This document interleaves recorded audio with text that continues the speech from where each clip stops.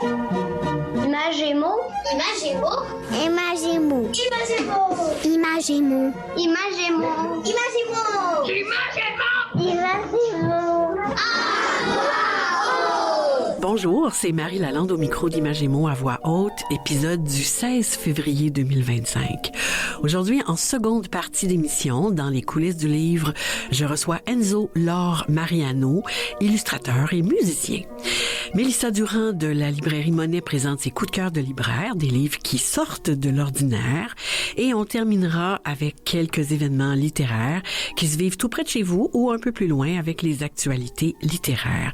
Mais d'abord, première partie, dans le segment Dis-moi ce que tu lis, je reçois plusieurs invités autour des lauréats du grand jeu de lecture à voix haute du Salon du livre de Montréal, Léon Racine et Léon Trudeau-Ferrin, et donc les lauréats eux-mêmes. Et encore une fois, vraiment tout plein de livres et de choses à découvrir sur la littérature jeunesse.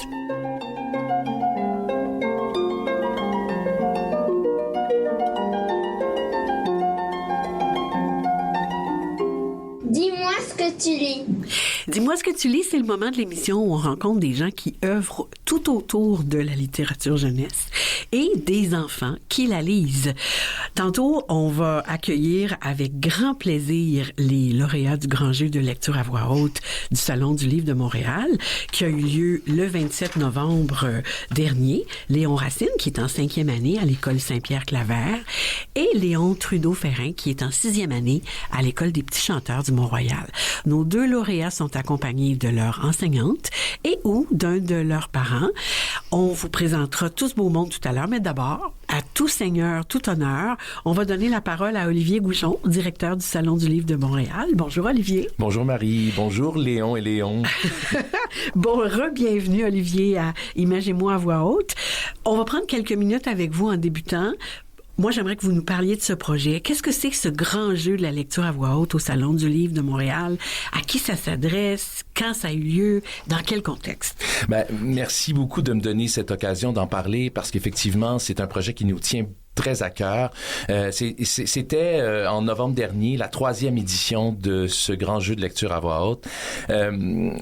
Le Salon du livre de Montréal s'adresse à tout le monde, de 0 à 100 ans, mais c'est sûr qu'on a une inclinaison particulière envers les jeunes élèves du primaire et du secondaire qui viennent au Salon du livre de Montréal à chaque année. On en accueille 20 000. C'est beaucoup. C'est fou et on aimerait que ce soit encore plus. On est obligé de refuser des classes.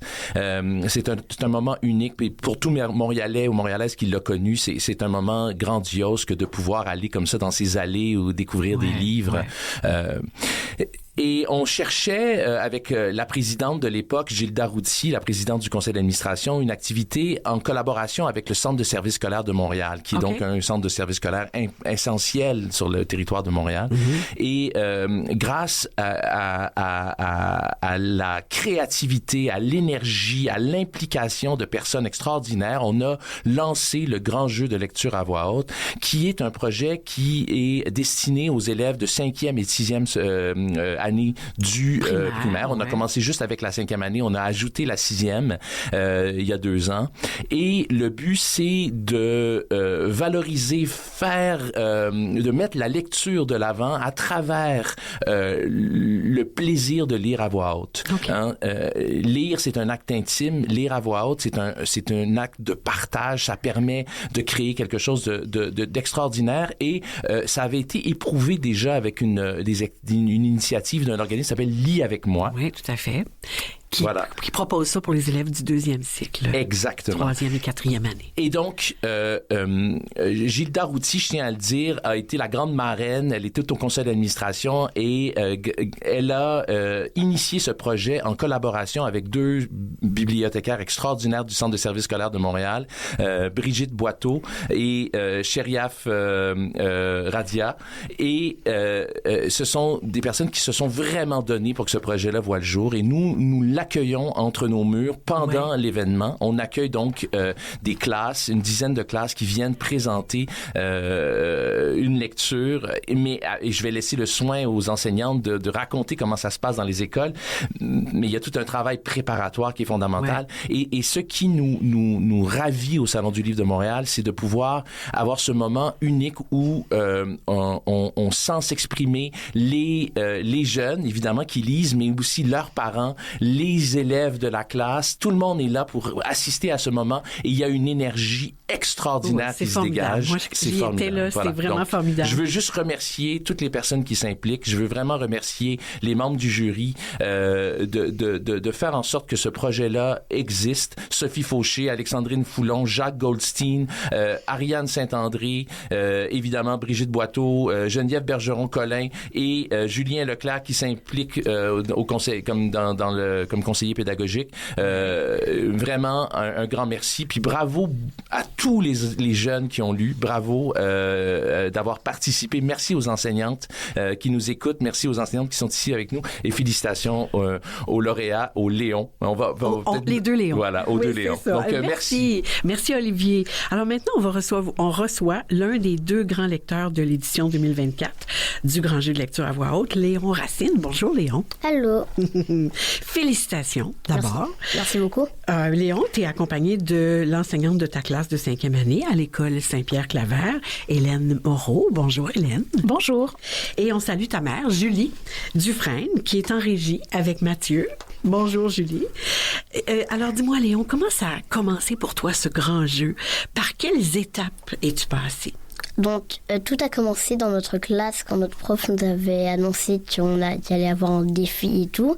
Ouais. Puis après, comme au début novembre, je crois, ou fin septembre, on arrivait avec notre livre sur une période de 3 jours.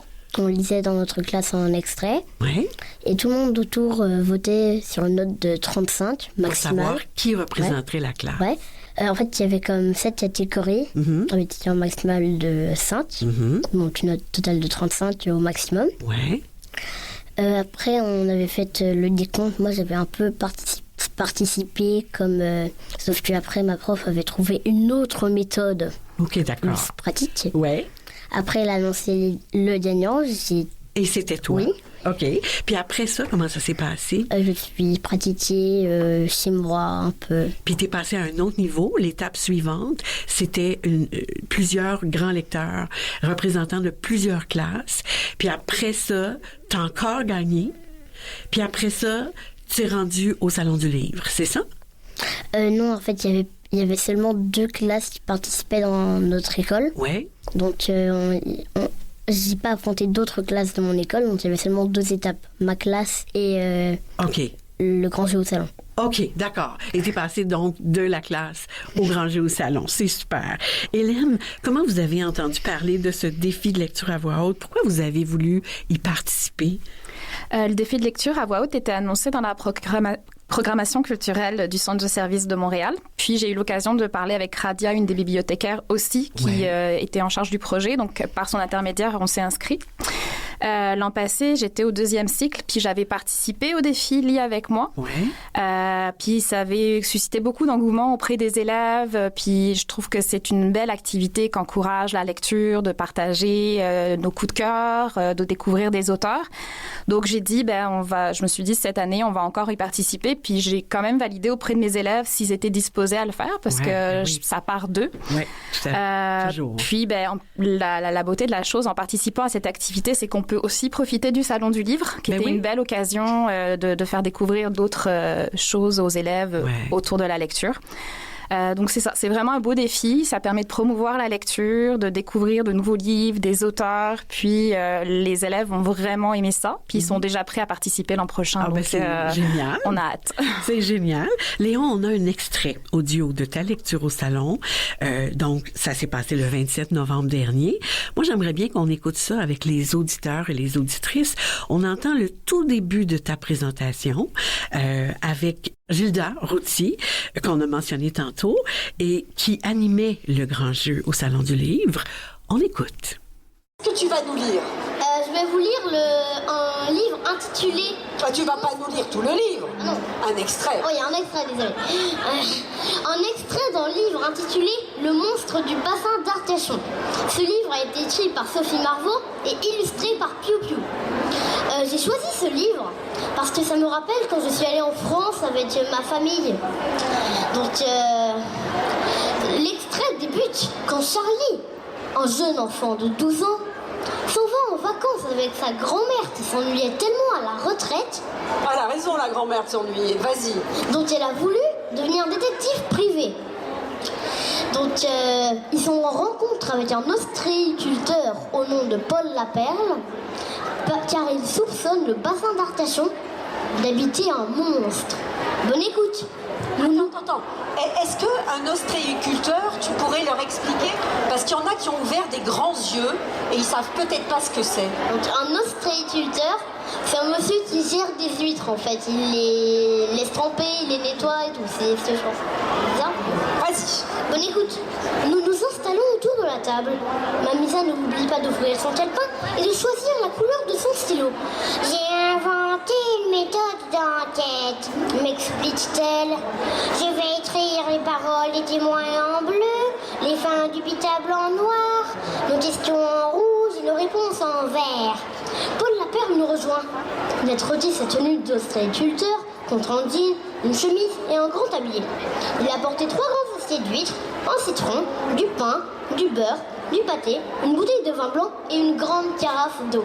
Je commence par le pâté, je continue par le pâté et je suis presque certain de terminer par le pâté.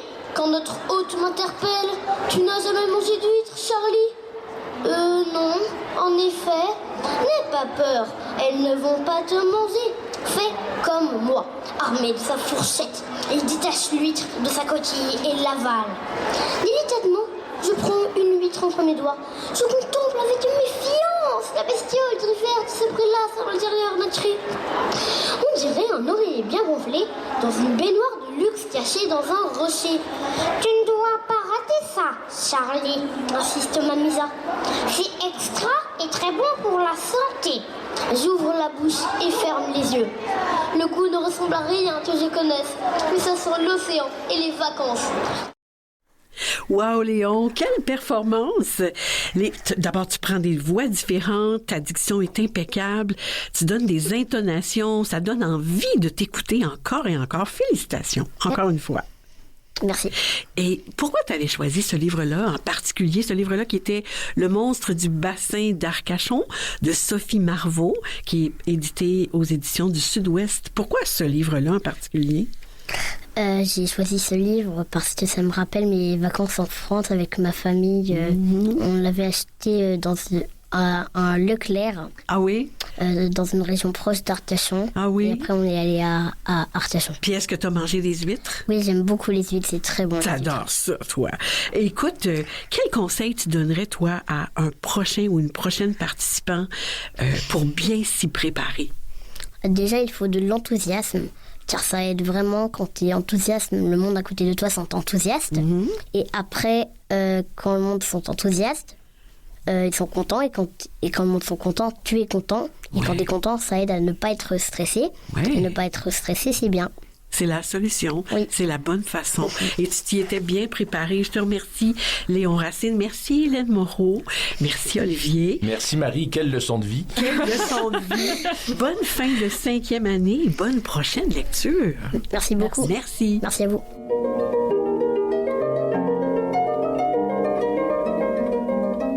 On est maintenant avec Léon Trudeau-Ferrin, le lauréat de 6e année du Grand Jeu de lecture à voix haute du Salon du Livre de Montréal. Bonjour, Léon. Bonjour. Et félicitations.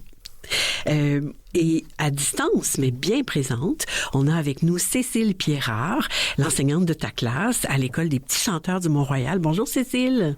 Bonjour. Très heureuse de vous accueillir. Et en studio, on accueille aussi ta mère, Léon, Véronique Bossé. Bonjour à vous. Bonjour.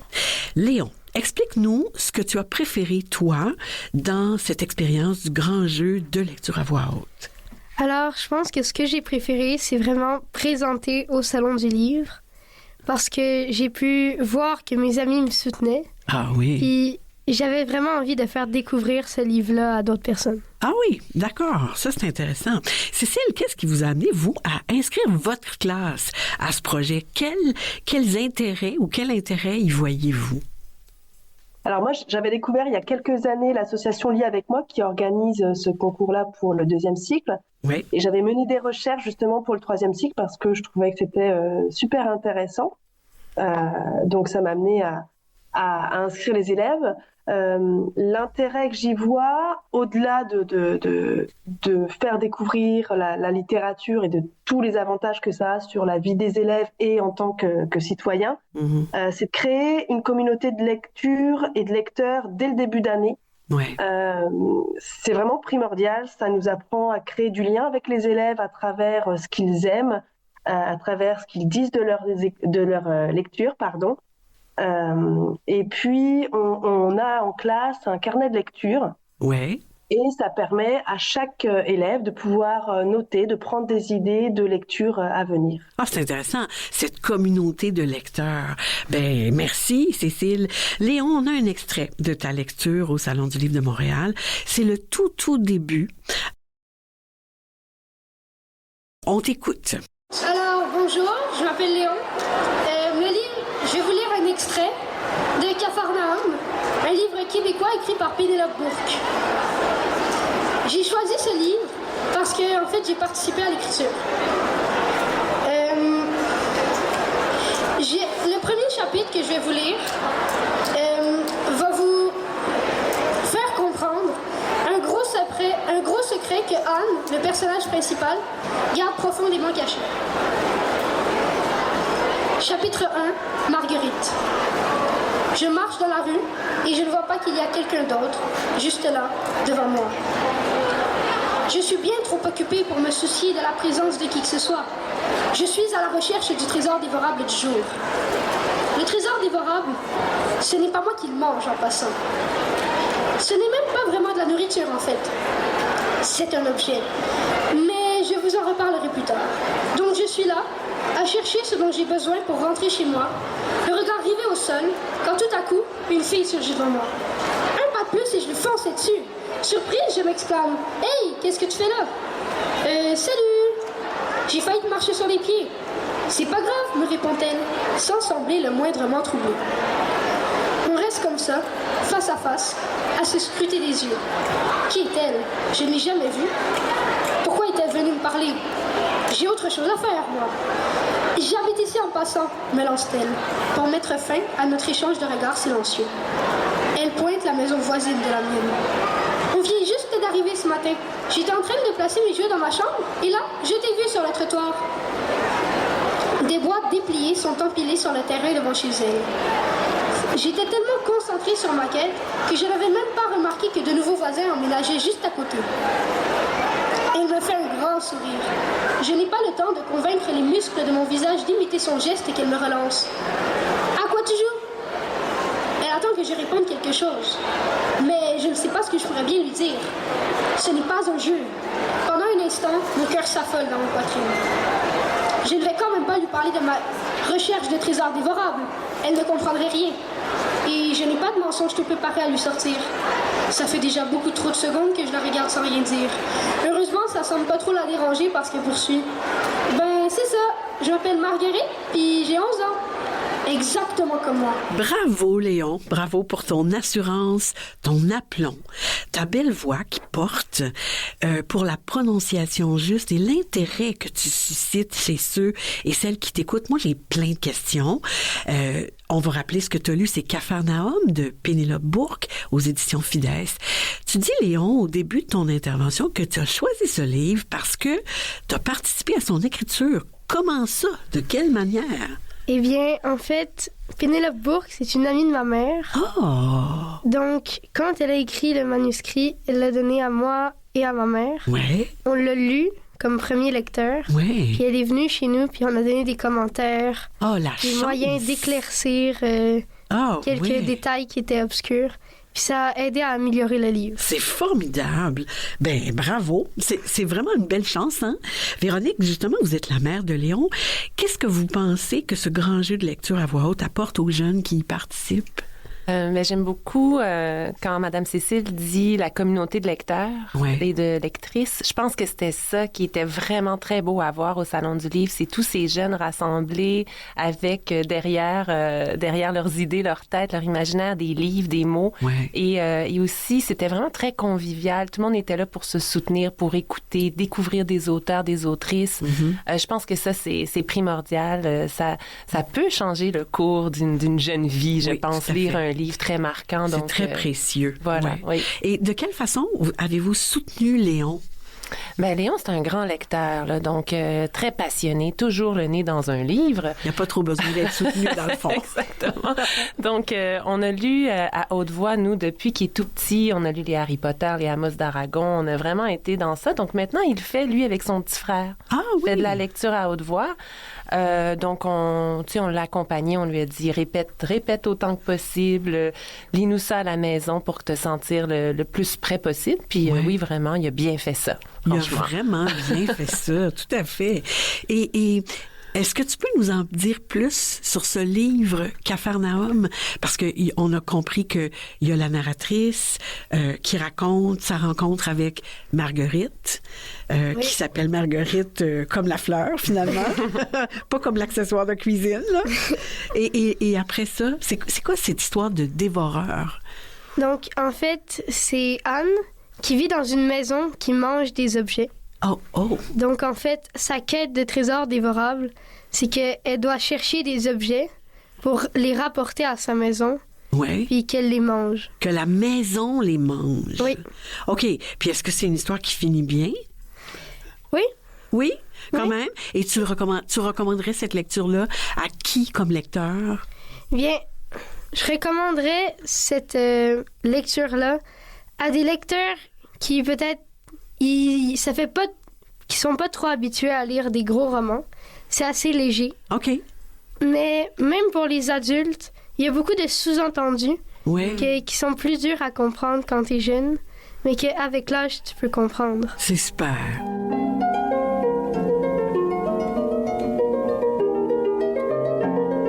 Alors, on retrouve Léon Racine avec nous. Rebonjour, Léon. On a les deux Léons en studio actuellement. Moi, j'aimerais savoir, chacun votre tour. Vous avez vécu l'expérience, toi, Léon, à l'école Saint-Pierre-Claver, Léon, à l'école des Petits Chanteurs du Mont-Royal. Qu'est-ce que vous diriez que vous retenez de cette expérience-là? C'est quoi votre souvenir le plus marquant? On va commencer avec Léon Racine. Donc, comme un souvenir, c'est comme moi, dans ma classe, devant les autres, stressée. Car en fait, ça fait 3 ans que j'ai le même livre et que je participe à cette année, c'est la 3e, et que je participe à des concours de lecture. La première année, j'étais en 3e place dans ma classe. La deuxième, 2e. Et cette fois, bon, 3. C'était la bonne. Oui, voilà. Donc, je me dis, c'était mon jour de gloire. Au salon ou dans ta classe? Dans ma classe. Dans ta classe. L'heure de vérité. Oui, c'est ça. Alors, c'est ton souvenir le plus précieux. Ouais. Puis ça te réconforte, ça, hein? Ouais. C'est bon d'avoir toute la classe derrière soi. C'est bon. En fait, il y en a peut-être un autre qui est un peu plus récent. Oui. Quand j'ai serré la main au directeur du Salon du Livre. À Olivier Goujon. Il y a à peine 30 minutes de cela. Ben oui, c'est ça, hein? Fait que c'est tout un honneur. Oui. Quand même. On va transmettre ça à Olivier, qui a dû nous quitter maintenant. Oui. Puis toi, Léon Trudeau-Ferrin, qu'est-ce que c'est ton souvenir le plus marquant de cette expérience-là? Bien, quand j'ai commencé, juste avant ma lecture... Oui. Quand mes amis Au salon, oui. Quand mes amis m'ont soutenu quand mon nom a été dit, oui. Je trouvais ça réconfortant de savoir qu'ils étaient avec moi, puis qu'ils me soutenaient.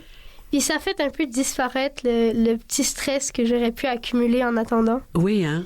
Puis ça fait que j'étais plus à l'aise dans ma lecture. Parce que tu avais tous tes amis derrière toi, comme un groupe qui te portait. Oui. Oui, hein? Ça fait disparaître le stress, ça. Oui, vraiment. Est-ce que vous avez, autant dans la classe qu'au Salon du Livre, est-ce que vous avez utilisé le même livre et le même extrait? Oui. Oui, pour Léon Trudeau-Ferrin. Puis toi, Léon Racine aussi? 100%. 100%, toujours le même. Oui. Parce que quand on participe à la lecture, au défi Lis avec moi, qui est offert aux élèves du deuxième cycle, les étapes sont différentes. D'abord dans la classe, ensuite dans l'école, ensuite dans le centre de service scolaire. Et à chaque fois, il faut choisir soit un livre différent ou un extrait différent. Alors, ça demande une préparation à chaque fois. Vous autres, vous avez pu peaufiner, préparer et vous pratiquer à chaque fois. C'est ça? Oui. Léon Trudeau, quel conseil tu donnerais à quelqu'un qui voudrait participer encore une fois à ce grand défi, ce grand jeu de lecture à voix haute? Ben, je dirais que c'est important de travailler. Important de travailler. Travailler comment? Dans le sens de répéter, Ouais. de mettre de l'énergie là-dedans, de faire beaucoup d'efforts pour réussir, Ouais. puis de vouloir quand même réussir. Ouais. Si t'es un peu désintéressé, ça marchera pas. Non, effectivement. Fait qu'il faut que tu y mettes l'énergie. Exact. Puis quand on choisit l'extrait, comment on fait pour choisir un bout du livre plutôt qu'un autre bout du livre? Comment t'as fait, toi, Léon Racine? Donc moi, comme je le disais, c'était il y a 3 ans de cela, Oui. bien évidemment. Donc en fait, comme j'avais lu le livre, car je n'avais pas lu depuis que je l'avais acheté, c'est comme, ouais, cool, c'est un livre, mais bon, je l'ai pas lu. Donc là, j'ai commencé à le lire, car je trouvais que c'était un bon livre. Puis l'extrait en particulier, cet extrait-là, comment t'as fait pour le choisir? En fait, c'était comme, j'hésitais entre plusieurs extraits. Ouais. Et c'est un truc un peu humoristique et avec beaucoup d'intonation. Ouais. Et quand j'ai appris qu'on pouvait pas mettre un passage documentaire ou quoi que ce soit, au départ, j'avais un passage sur la dune du Pilat. Alors, t'as laissé faire ce Ouais, bout-là. ouais. On va laisser la parole à l'autre Léon, toi, cet extrait-là. Eh bien, moi, je choisis mes extraits. Faut que ceux qui vont m'entendre, ce soit pas un extrait qui vont rien comprendre. OK. Fait que je choisis généralement dans le début. Parce que ça les met en contexte. Ça les met en contexte. C'est Ils super. commencent à comprendre l'histoire. Ah, ben, et d'abord, à vous deux. D'abord, Léon Trudeau-Ferrin. Bonne fin de 6e année. Merci. Grand merci à vous aussi, Cécile Pierrard, qui est à distance. Au revoir, Cécile. Merci beaucoup. Merci beaucoup. Merci, Véronique Bossé. Merci à vous. Et merci à Léon Racine, encore une fois. Merci à ton enseignante, Hélène Moreau. Et je voudrais souligner aussi l'implication de Brigitte Boiteau et Radia Chériaf, qui sont toutes les deux bibliothécaires au CSSDM. Et je remercie toutes les personnes qui, de près ou de loin, ont contribué à la réussite de ce grand jeu de lecture à voix haute du Salon du Livre de Montréal. On remercie Olivier Goujon aussi. Et puis voilà.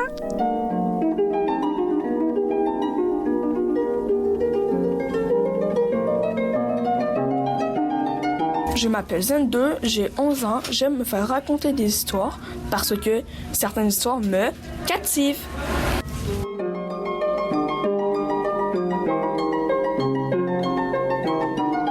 Restez avec nous. Après cette courte pause, je reçois l'illustrateur et musicien Enzo Laure Mariano. Mélissa Durand de la librairie Monet présente ses coups de cœur de libraire et il y aura des actualités littéraires. À tout de suite.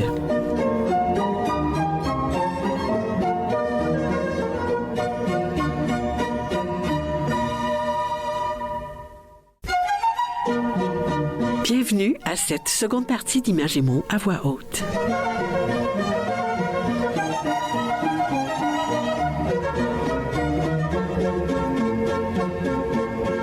Dans les coulisses du livre. Dans les coulisses du livre, c'est le moment de l'émission où on rencontre des gens qui font les livres jeunesse. Je reçois maintenant avec grand plaisir l'illustrateur et musicien Enzo Laure Mariano. Bonjour Enzo. Bonjour, ça va bien? Ça va très bien. Et vous-même? Ça va très bien. Merci de me recevoir. Oh, c'est vrai, je l'ai dit, je le répète, c'est un grand plaisir. Bienvenue à Images et mots à voix haute. Je vais vous présenter, si vous voulez, en débutant aux auditeurs et aux auditrices. Vous êtes né au Québec. Montréal. N'est-ce pas? À Montréal. Ouais. D'une mère d'origine italienne. Vos grands-parents sont arrivés au pays dans les années 60. Et d'un père qui vient d'Abitibi. Vous avez du plaisir à dessiner au crayon dès la petite enfance, à 4 ans. À plusieurs endroits dans votre bio, c'est mentionné que vous avez dessiné des homards à la tonne avant de réaliser tout ce qui vous était possible d'illustrer. Pourquoi des homards? J'ai aucune idée. C'est le genre de fixation qu'on a inexplicable. Je sais que quand j'étais jeune, j'ai toujours aimé les choses qui avaient des pinces. Okay. Donc, tous les crabes, les homards, tous les insectes qui avaient des pinces et même tu sais, il y avait des fois des pépines avec des pinces, là. Oui. J'adorais les choses avec des pinces. Je sais pas pourquoi. Une fascination pour les pinces. Ouais, puis là, à un moment donné, j'ai pas, tu sais, j'étais trop jeune pour m'en souvenir, mais je sais que, genre, je les ai vus, ces dessins-là, là. C'est des homards à n'en plus finir. J'en ai dessiné. C'est la première, avant de faire des homards, je faisais des feux d'artifice, tu sais. Okay. Donc là, c'est la première chose que je faisais qu'on pouvait reconnaître. Oui. C'est drôle, c'est très drôle. Au secondaire, vous avez fréquenté l'école FACE à Montréal. C'est une école qui intègre les arts et la musique au cursus scolaire. Qu'est-ce que vous retenez de ces années? Wow, c'est rare. Pour vrai, j'ai la chance d'avoir beaucoup aimé mon école secondaire. C'était une grande famille. Ouais. Déjà, ça, c'était quelque chose c'était absolument magique. Puis, c'est ça, moi, quand je suis rentré à FACE, c'était vraiment les arts visuels qui m'intéressaient. OK. Puis, l'intérêt de cette école-là, c'est qu'on fait tous les arts. On fait les arts visuels, on fait le théâtre, on fait la musique, on fait le chant choral, on fait tout ça. Et c'est cette école-là, c'est à travers cette école-là que j'ai découvert la musique. Aussi? Ouais, la musique. Alors, moi, dans ma tête, quand je suis rentré à FACE, je savais que je voulais être artiste visuel. Okay. Je savais. Puis là, sans faire exprès, la musique est rentrée dans ma vie grâce à cette école-là. Car le chant, en fait, c'est le chant choral. Ouais, il y a le chant choral. On a fait du chant choral. Moi, j'ai aussi joué 7 ans de tuba. Ah oui, le tuba, c'est énorme instrument avant, là. Ouais. Puis je crois que c'est vraiment l'effet. Qu'est-ce qui m'a beaucoup frappé dans la musique, c'était vraiment l'effet de le travail d'équipe. Dans le choral ou dans une harmonie, dans un orchestre, on est 120. Oui, à faire partie d'un tout. On construit quelque chose. Oui, c'est ça. C'était quelque chose qui m'a vraiment... Je crois que c'est vraiment le côté humain que j'ai beaucoup aimé dans la musique. C'est le partage, la connexion, les cœurs qui battent. Nos cœurs, ils finissent par tout battre en même temps, je pense. Je sais pas. Mais c'est vrai, c'est une expérience qui est très particulière. Longue vie à FACE. Ouais. Moi, j'ai lu dans un texte sur vous que votre mère était costumière sorcière et votre père, directeur photo, bûcheron dans l'âme. Ouais. D'abord, on voudrait des détails sur eux et on voudrait savoir ce que vos parents vous ont légué comme créateur. Ouais, moi j'ai quelque chose qui était très fun pour moi comme enfant créatif. C'était que j'ai deux parents qui sont encore en fait dans le milieu du cinéma. Okay. Puis ma mère est costumière en cinéma et est spécialisée en armure et en extraterrestre. Et ça c'est son truc, tu sais. Puis et mon père directeur photo en cinéma aussi, mais lui tu sais il passait son temps les fins de semaine à bûcher du bois en campagne, puis il vient d'Abitibi aussi. Alors, il doit avoir un petit fond de bûcheron. Ouais, c'est ça. Puis c'est ça, avoir grandi dans une famille avec deux parents artistes comme ça a été quelque chose, le plus grand leg, je crois que c'est aucune question de... Je peux tout faire. Tout ce que j'ai envie de faire, je peux le faire. C'est toutes mes idées un peu folles. Il y a cette ouverture-là. Oui, il y avait jamais un mur. Il y avait... c'était toujours, j'ai envie de faire ce truc. Faisons-le, on le fait. Puis... C'est formidable. Ouais. Formidable. C'est au Domaine Forger que vous avez découvert le jazz vocal. Mm-hmm. Ça vous a incité à entreprendre une technique en musique et vous êtes devenu mandoliniste professionnel. Vous avez même créé un programme de technique professionnelle en mandoline jazz au Cégep Saint-Laurent. Et vous avez adopté j'espère que je le prononce bien, le bandolim comme instrument de prédilection. Qu'est-ce que c'est, cet instrument? Le bandolim, en fait, c'est le mot mandoline, mais en portugais. Okay. Puis ça, c'est une mandoline de style brésilienne. Parce qu'une mandoline a 8 cordes, normalement, et celle-là a 10 cordes. Donc, elle a un jeu de cordes un peu plus grave, puis tout le corps est un peu plus rond, plus... c'est pas la même caisse de résonance. Non, c'est ça. C'est un peu plus... C'est un instrument, une mandoline un peu plus enveloppante, je dirais. OK. Et quand j'ai découvert cet instrument-là, ça a changé ma vie. Ah oui. Entre la musique et l'illustration, qu'est-ce qui vous permet le plus de vous réaliser puis d'être heureux?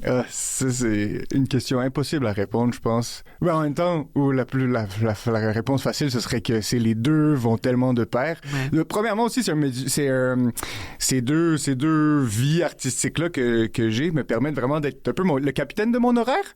Ouais. Donc, je peux vraiment, tu sais, j'ai beaucoup de liberté. Alors, tu sais, dernièrement, mettons, il y a beaucoup de mes collègues musiciennes qui étaient pas en ville.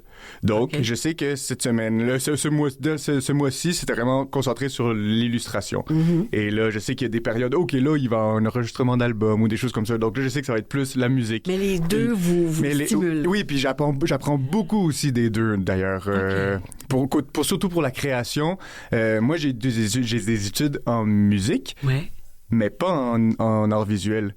Donc, moi, j'ai beaucoup d'outils en musique pour que je connais l'harmonie, je connais tout ça. Je sais quand je travaille sur une pièce, je sais si je trouve qu'il y a un problème dans l'arrangement, quelque chose, je sais exactement comment cibler. Et en dessin, ben, j'ai aucune théorie, j'ai aucune idée. C'est l'instinct, alors. Oui, c'est ça. Puis c'est deux trucs qui se nourrissent beaucoup. Tu sais, c'est deux trucs. L'instinct, je peux le ramener dans la musique, puis le côté plus réflexion de la musique, je peux l'amener plus dans le dessin. J'aimerais ça, moi, si on prenait le temps d'écouter un court extrait de ce que vous faites en tandem, bandoline, guitare, avec votre collègue musicien Luca Melo, qui est arrivé du Brésil en 2012 et avec qui vous avez étudié. Je vous propose qu'on écoute un petit bout de, dites-moi si je prononce, Instancia. Oui, Instancia, oui.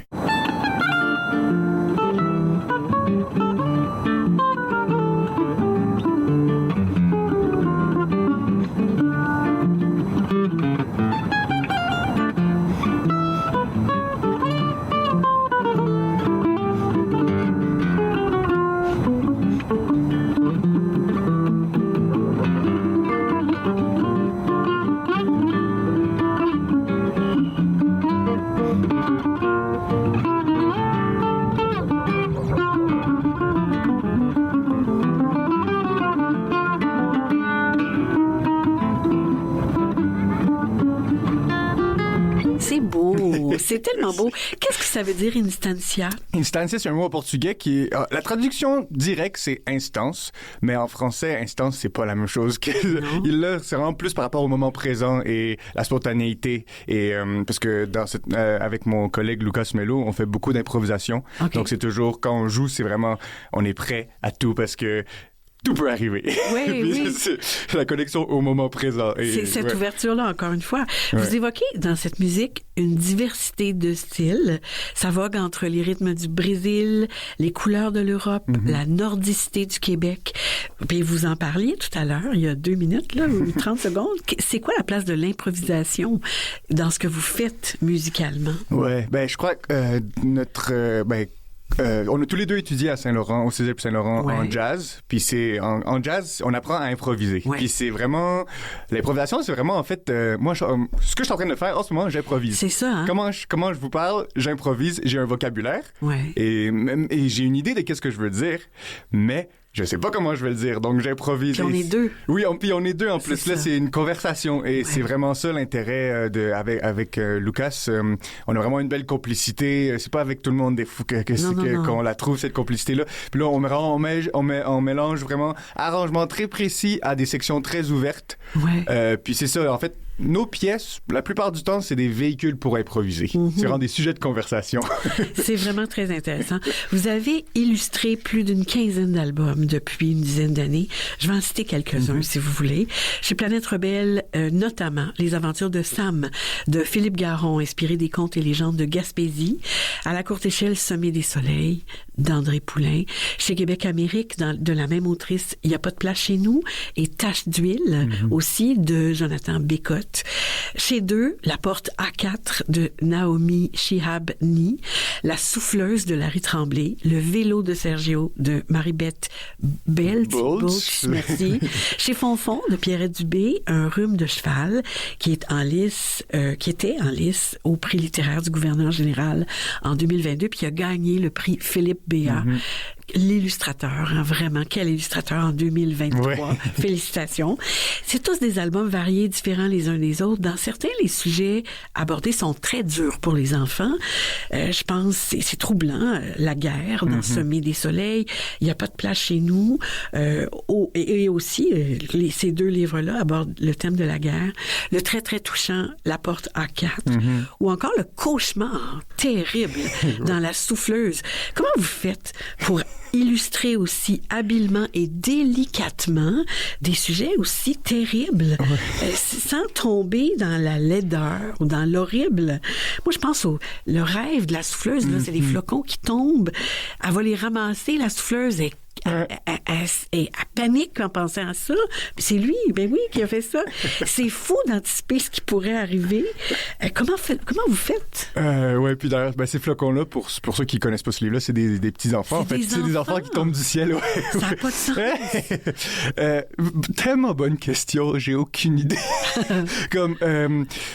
Aussi, c'est drôle. J'ai beaucoup fait de projets à caractère un peu plus sérieux ou plus dramatique. J'ai aucune idée pourquoi. Je crois que j'ai peut-être un trait qui peut adoucir certaines choses. Oui, puis il y a de la légèreté. Il y a de la légèreté, je pense. Ouais, puis je sais, surtout les projets qui parlent vraiment de guerre. Ouais. Je sais qu'il y a une stratégie qui est importante pour moi, c'est de pas aller dans la surdramatisation de la scène. Je pense que souvent c'est évoqué. Oui, c'est ça. Montrer, oui, c'est ça. Oui, être dans l'évocation, puis aussi dans l'émotion du personnage. Je pense que l'émotion du personnage est plus forte qu'une scène très graphique et sanglante. C'est drôle parce que je parlais avec Jocelyn Boisvert dans une autre entrevue avec qui vous avez travaillé. Vous avez fait ensemble le livre Aspirateur. Et puis lui, il disait qu'il évoquait l'horreur plus que de la montrer. C'est le livre Aspirateur, c'est le premier de la série La Bibliothèque enchantée chez Michel Quintin. C'est illustré très brillamment. C'était quoi le défi dans l'illustration de ce livre-là? C'est vrai, ça c'était tout un défi. Parce que en fait, ce livre-là, c'est l'histoire d'une petite fille qui se fait aspirer par le livre et elle reste prise dans le livre. Et là, elle essaie de s'enfuir de ce livre-là pendant toute l'histoire. Et des fois, elle fait un trou. À un moment donné, elle fait un trou dans une page pour aller d'une page à une autre. Il y a plein d'effets spéciaux. Il y a même un dragon dans l'histoire qui crache du feu. Ben oui, donc il y a du feu et du papier, ça va pas bien ensemble. Non, exactement. Il met le feu, il met le livre en feu. Alors, tous ces effets spéciaux-là, c'était, je crois, le plus grand défi de ce projet-là. Mais c'était aussi super excitant. En fait, moi, quelque chose qui m'intéresse beaucoup dans l'illustration, c'est qu'à chaque nouveau projet, je me pète la gueule. Puis c'est comme ça que j'apprends. C'est comme ça que... C'est formidable. Mais vous avez fait un projet vous-même. Vous avez écrit, illustré la BD Ça sent le swing. Swing dans le sens de musical, pas dans le sens de l'odeur. Moi, je dirais un mélange des deux, peut-être.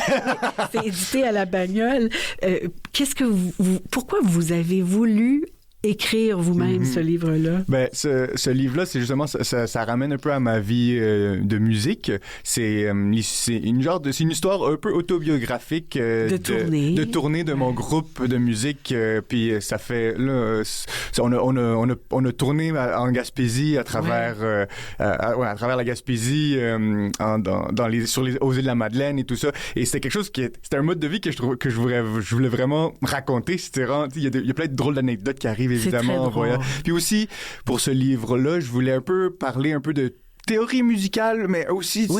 présenter des instruments. Exactement. Notamment. Un peu expliquer comment ça marche, parce que c'était un groupe où on faisait du swing, du jazz, encore une fois avec de l'improvisation. Et je voulais un peu expliquer aux gens qui savent pas c'est quoi cet univers-là, ou c'est quoi l'improvisation. Je voulais un peu vulgariser c'est quoi...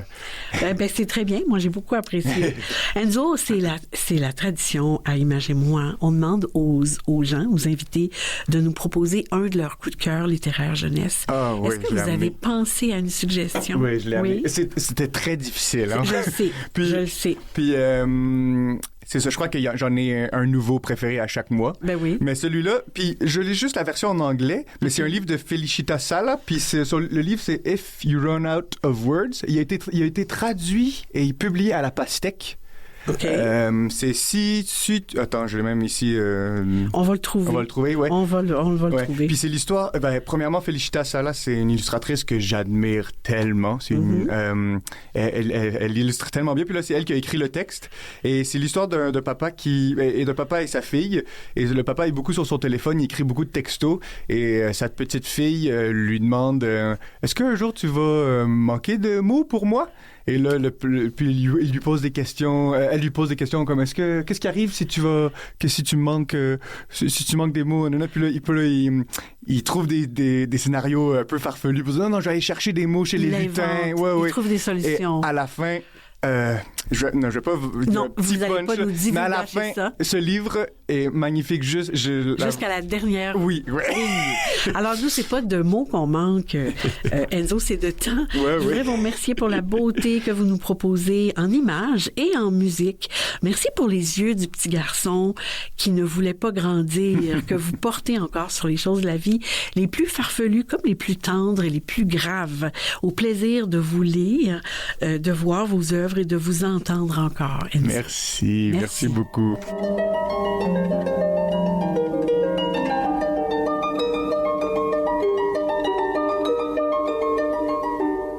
La chronique coup de cœur des libraires. Aujourd'hui, c'est Mélissa Durand, libraire jeunesse à la librairie Monet, qui nous présente ses coups de cœur. Bonjour Mélissa. Bonjour Marie, merci de m'accueillir. Plaisir. Mélissa, vous êtes libraire depuis 7 ans et en section jeunesse chez Monet depuis 4 ans. Aujourd'hui, vous nous faites découvrir vos coups de cœur, comme d'habitude des livres qui se démarquent. On vous écoute.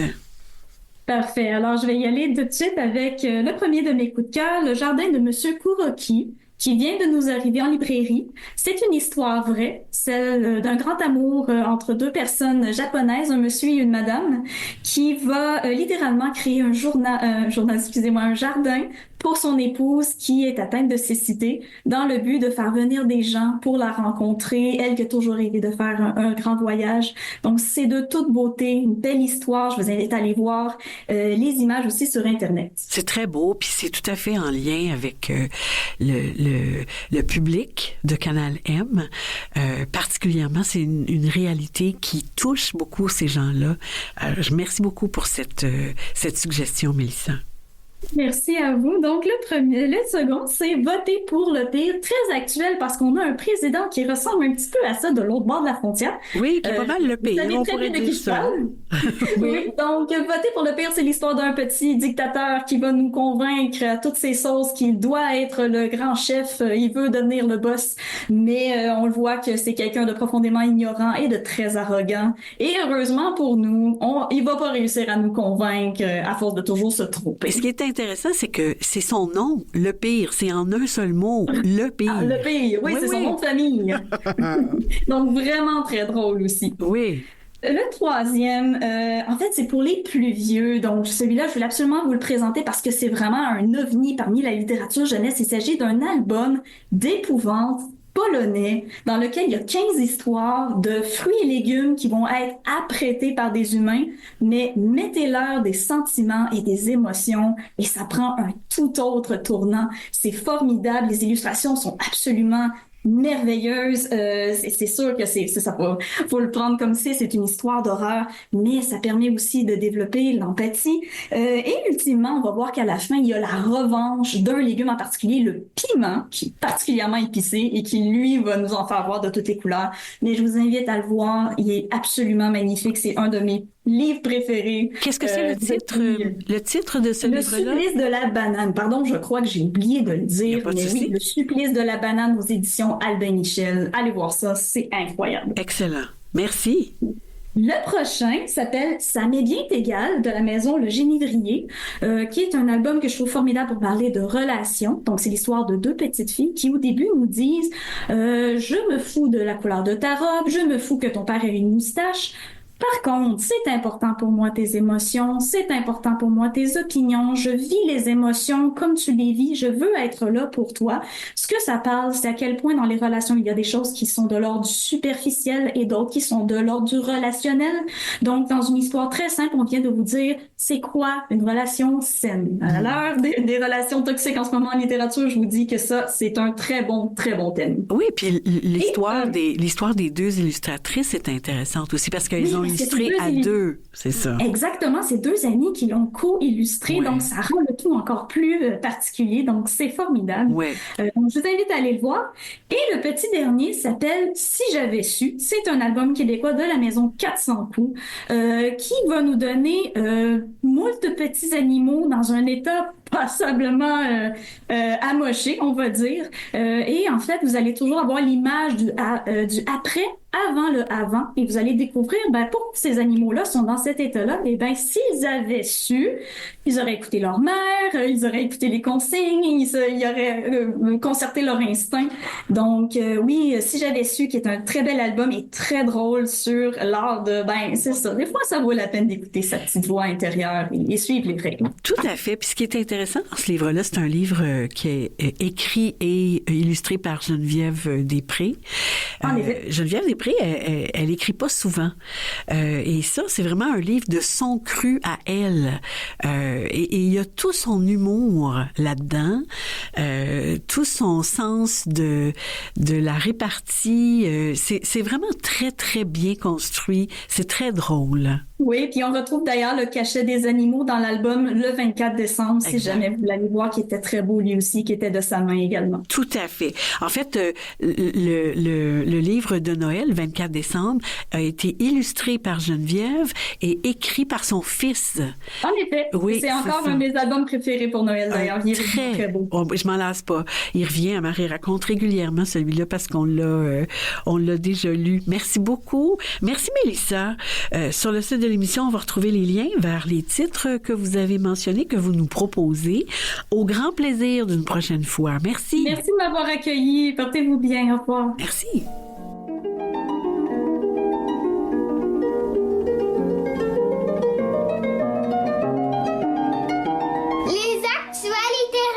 D'autres idées de lecture et de sorties littéraires. Sur le site de l'émission, on vous met tous les liens vers les événements et les activités mentionnées. Dimanche prochain, le 23 février, à Marie raconte, je lis Lougin, rêve des tournesols de Lina Al-Atloul et Uma Mishra Newberry, illustré par Rebecca Green, des éditions Les 400 coups. Chaque matin, Lougin se remémore son rêve de voler jusqu'au champ où pousse 1 million de tournesols. Elle a des ailes, mais là où elle vit, les filles n'ont pas la permission de voler. Cette histoire est inspirée par la vie réelle de Lougin Al-Atloul, candidate au prix Nobel de la paix, qui a milité avec succès pour changer les lois en Arabie saoudite, interdisant aux femmes de conduire des voitures. On en écoute un extrait. La maman de Lougin, en le voyant revenir, lui demande ce qui ne va pas. Maintenant, on est dans la maison, dans la cuisine. Les deux parents se font face devant la fenêtre. Tous les deux, ils croisent leurs bras sur leur poitrine en discutant sérieusement, attentifs l'un à l'autre. Le papa répond d'abord à la maman, qui lui demande ce qui ne va pas. « Loulou veut voler », répondit-il. « Mais on sait bien qu'elle ne peut pas. Pas vraiment. » La maman de Lougin réfléchit quelques instants. Et si tout le monde a des ailes, pourquoi est-ce seulement les garçons qui peuvent s'en servir? Le baba de Lougin écoute.